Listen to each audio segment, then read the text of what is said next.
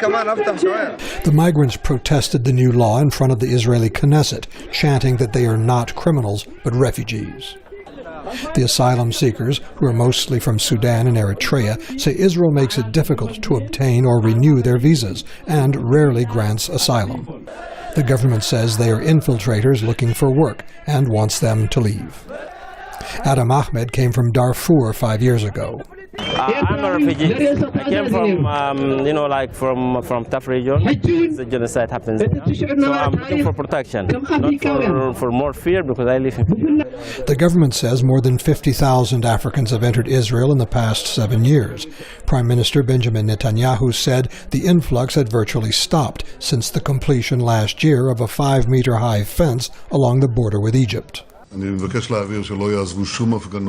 want to make clear that demonstrations won't help them and strikes won't help.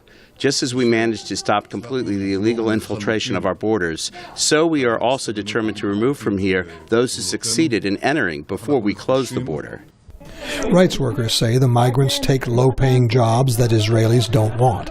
But Israelis in some neighborhoods say they have brought crime and fear. The director of the Israel Project Advocacy Group, Marcus Sheff, says Israel is a small nation that cannot absorb such an influx. These issues are all over the world. You know, they're very, very complicated indeed.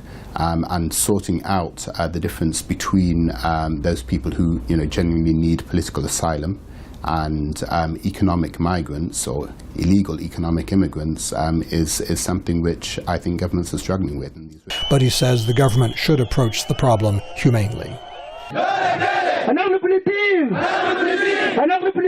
The demonstrators say the protests will continue and are threatening hunger strikes to press their demands. Scott Bobb, VOA News, Jerusalem.